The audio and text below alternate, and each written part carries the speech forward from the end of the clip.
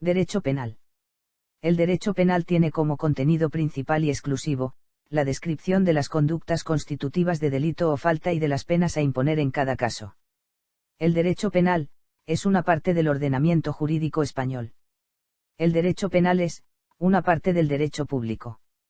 El derecho penal, a través de sus normas, se dirige a la determinación del comportamiento humano, estableciendo tanto obligaciones de realizar como de no realizar determinadas conductas. Si afirmamos que en el derecho penal rige el principio de fragmentariedad, queremos decir que, solo se debe aplicar de modo excepcional a conductas de especial dañosidad social. El carácter fragmentario del derecho penal implica, que este sector del ordenamiento jurídico debe castigar todos los comportamientos socialmente nocivos con independencia de que otras normas del derecho resulten adecuadas para dicha finalidad. Por la relación que el derecho penal tiene con los demás sectores del ordenamiento jurídico, se dice que tiene una naturaleza fragmentaria. El legislador puede y debe acudir al derecho penal para castigar ataques a los bienes dignos de protección jurídica, solo como ultima ratio, cuando otras soluciones jurídicas sean insuficientes. El carácter subsidiario de última ratio del derecho penal implica, que este sector del ordenamiento jurídico, se debe emplear para resolver problemas sociales que no se puedan resolver mediante el empleo de otros medios, jurídicos o no. El carácter de última ratio del derecho penal implica que este sector del ordenamiento jurídico, debe castigar solo los comportamientos más graves cuya relación no resulte más adecuada a través de otros sectores del derecho. La ley penal, al ser un fruto de las voluntas legislatoris, la ley penal como las demás leyes, una vez promulgada tiene vida autónoma al margen de cuál haya sido voluntad del legislador. La protección de los bienes jurídicos corresponde, al conjunto del ordenamiento jurídico. Son bienes jurídicos protegidos en el Código Penal español, la vida, la integridad corporal y el honor. El bien jurídico protegido en el homicidio es, la vida. Los conceptos básicos que se utilizan en el fundamento y fines de la pena son, retribución y prevención.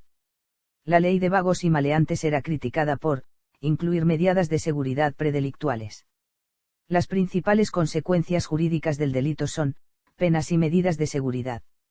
En el sistema penal español vigente la aplicación de una medida de seguridad está basada en, la peligrosidad posdelictual del delincuente. El derecho penal incluye en sus contenidos, las medidas de seguridad posdelictuales. La Audiencia Provincial de Zaragoza impone a Elena María, una medida de seguridad. De este hecho podemos deducir, que ha cometido una infracción penal y, además existe un pronóstico de que es posible que cometa un delito en el futuro. Si justificamos la imposición de la pena únicamente por suponer compensación del delito cometido, y la teoría que defendemos es, retributiva.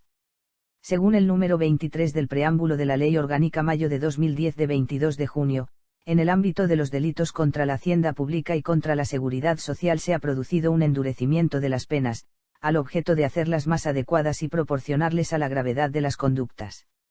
El legislador español está basando dicha reforma en motivos, retributivos. Si nuestro Código Penal defiende una teoría retributiva pura, compensación del mal causado, sería inconstitucional por oponerse a distintos artículos de nuestra Constitución. Si la única justificación de la pena es utilitaria, basada en razones de eficacia en la futura evitación del delito, nuestro planeamiento se denominaría, preventivo. Si consideramos fin de la pena la prevención, evitación de delitos en el futuro, nuestra teoría se calificaría de, preventiva. Prevención general. ¿Cuál de los siguientes fines pertenece a la prevención general? Reforzar la vigencia de las normas para la colectividad. Dentro de la prevención general suelen distinguirse los siguientes aspectos, positivo y negativo. Una pena que busque ante todo disuadir a los posibles futuros delincuentes por tratarse de un delito que se comete con gran frecuencia sería una pena con una clara orientación a 2 puntos. La prevención general. Prevención especial. En el ámbito de las teorías de la pena, la opinión dominante asocia la expresión, rehabilitación del delincuente, a 2 puntos. Prevención especial. Entre los objetivos que persigue la prevención especial se encuentra, la intimidación individual y la resocialización. En el ámbito de las teorías de la pena, podemos asociar la expresión resocialización del, concreto, delincuente a 2 puntos. Prevención especial. La pena se basa en la peligrosidad del sujeto, estamos ante una afirmación propia de teorías de la pena, preventivo especiales. Si partimos de un planteamiento preventivo especial de la pena, el objeto al que se refiere la misma es, el delincuente concreto. Según la Constitución española, las penas privativas de libertad y las medidas de seguridad estarán orientadas a 2 puntos: la reeducación y reinserción del delincuente, esto es, a la prevención especial. La reeducación y reinserción social como final que deben orientarse las penas privativas de libertad de acuerdo con la vigente Constitución española se identifica claramente, con la prevención especial.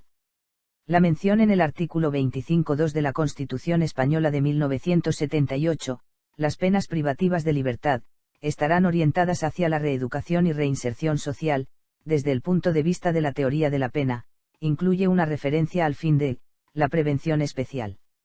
La escuela positivista italiana preconizaba la imposición de la denominada pena interminada, cuya naturaleza y duración dependían de lo que fuera necesario para la corrección del delincuente.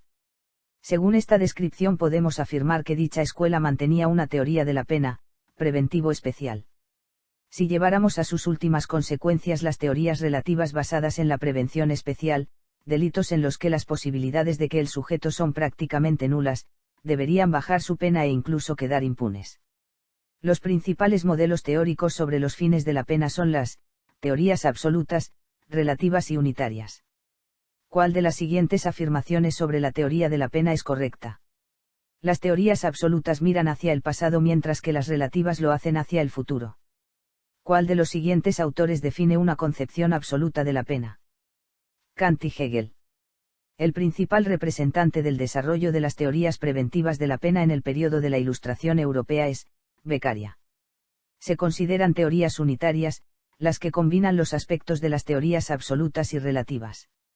Una teoría de la pena orientada a evitar futuras conductas delictivas, puede ser calificada como relativa y unitaria.